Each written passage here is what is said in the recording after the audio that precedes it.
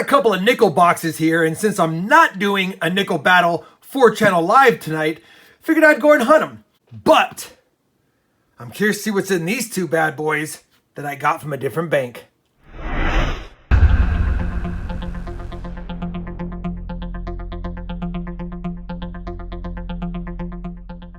Hey everybody, it's Rob with RobFindsTreasure, and that's right, I've got a couple of nickel boxes here.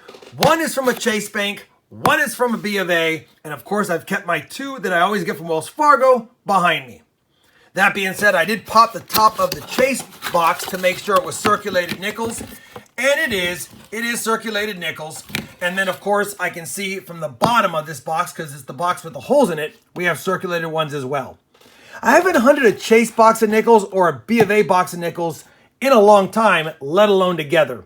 Reminds me when I used to do the 3-box bank battle series with Chase, B of A, and Wells Fargo. I was tempted to do that this time, but we're going to hold off on doing that because I don't know how much longer I'm going to be able to get boxes from all 3 major branches.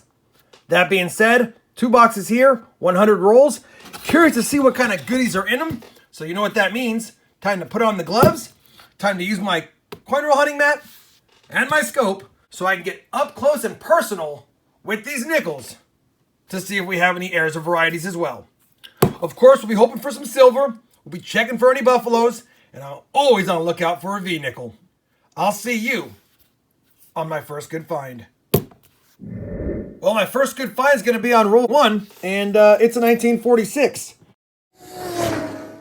1 year off silver, pretty dinged up, but I'll take it anyway. Roll number 4 is going to yield our second find, and look at this. A 1939. Hopefully it has a mint mark on the reverse. It would be a key date. There is no mint mark, but we can check the 1939 Philadelphia minted nickel for the DDR, and it is not there. You've heard me say it before. You'll see it clearly on those 2 E's and on the word Monticello.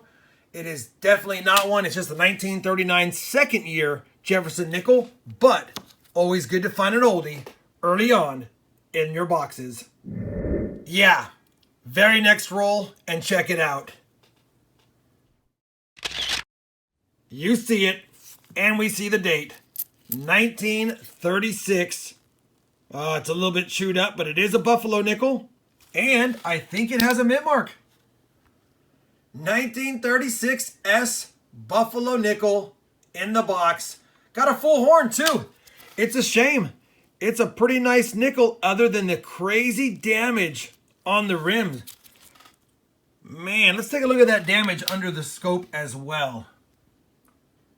Wow. What a shame. Some crazy damage, and it's on opposite sides. Very interesting how it's raised, like it's folded over, and then it's stamped on it too.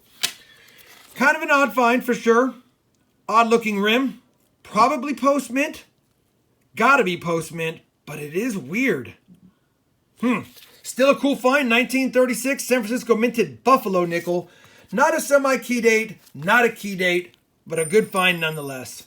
We'll take it. We're on the board with one of the 3 finds I wanted to find. A buffalo, a war nickel hopefully, and Lord willing, a V nickel. Roll 6, another find. 1948 Philadelphia. Same roll, and literally 3 coins later, another 48 Philly. We're on roll 15.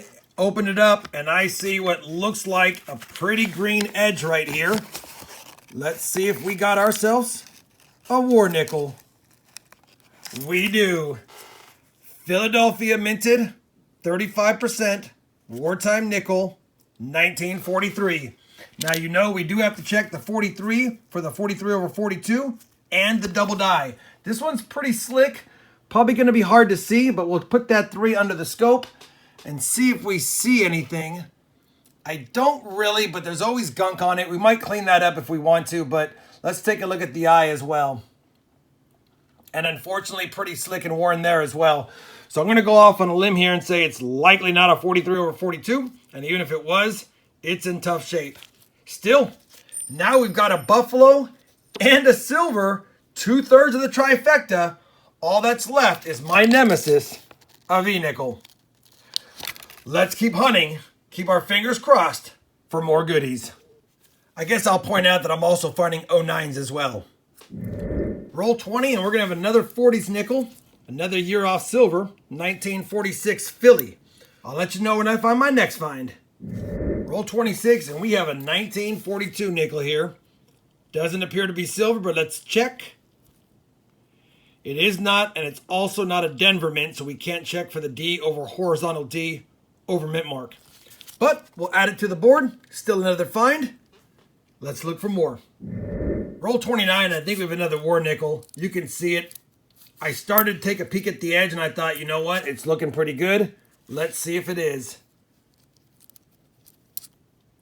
And it's going to be another 1943, and this one not in that bad a shape, and minted in Philadelphia. So let's put it under the scope and check once again. I don't see the 3/2. You would see the tail of the 2 right through here. There is something going on there, but I think that's just some damage. Outside of that, we'll check for the doubled I as well.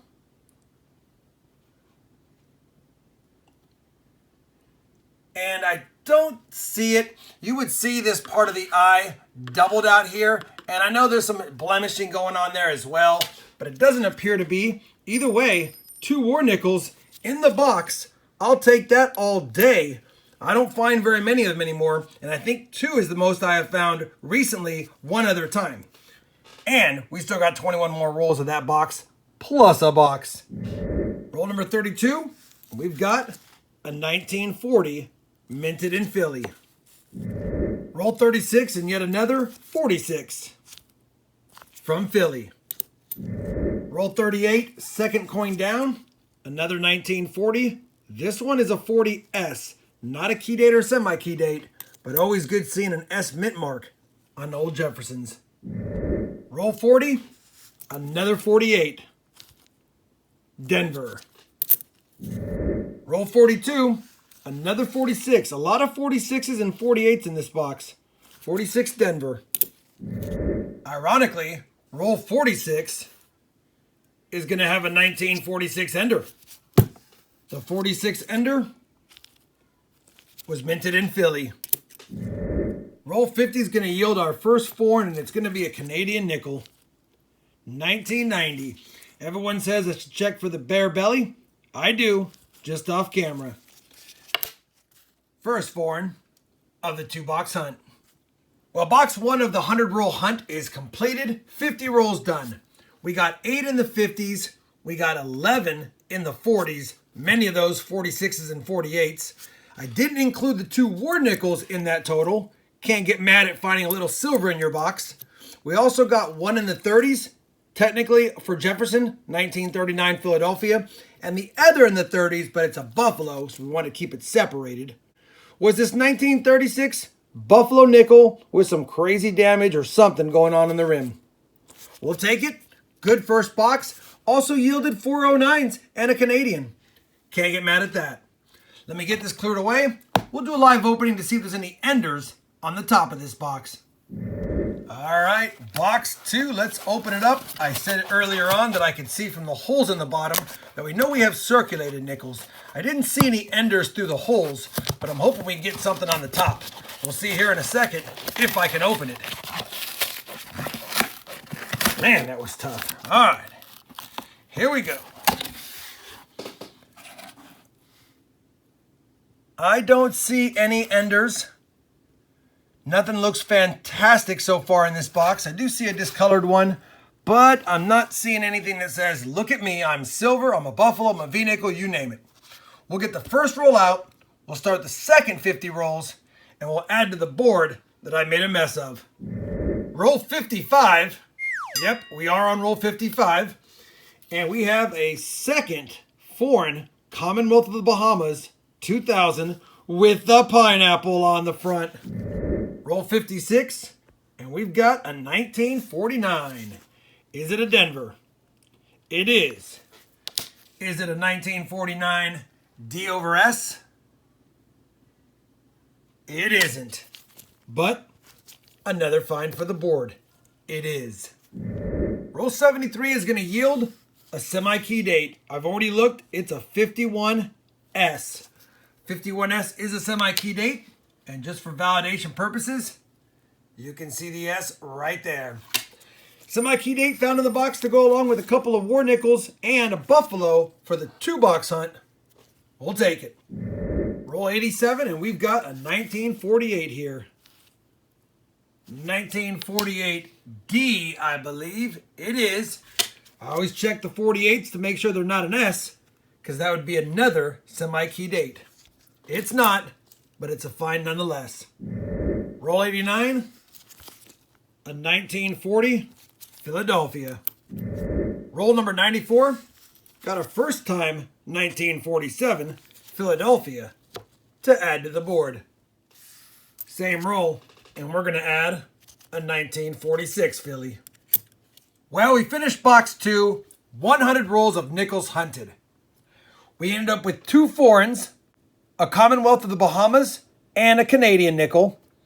We got 9 total 2009s, 4 in the first box, 5 in the second, none from Philly once again. We got 15 Jefferson Nickels in the 50s, not including the semi-key date. And we got 16 Jefferson Nickels in the 40s, not including the 2 war nickels. The best finds of the 2-box hunt was a 39 Philadelphia, a 51S semi-key date, 2 war nickels, both 1943 minted in Philadelphia, and a 36S Buffalo nickel. Probably my favorite find of the box, despite the damage, just because it would have been a really nice Buffalo nickel if it didn't have that damage. At the end of the day, we get to add 2 more silver coins to my jar. I made sure to pull out 9 more low minted 09s from circulation. And I've got a handful of Jeffersons to cull through to see if any of them will go into my rolls. If you enjoyed this 2-box nickel hunt today, I would appreciate a thumbs up. Stay safe out there, everyone. Happy hunting. And finally, thanks for watching.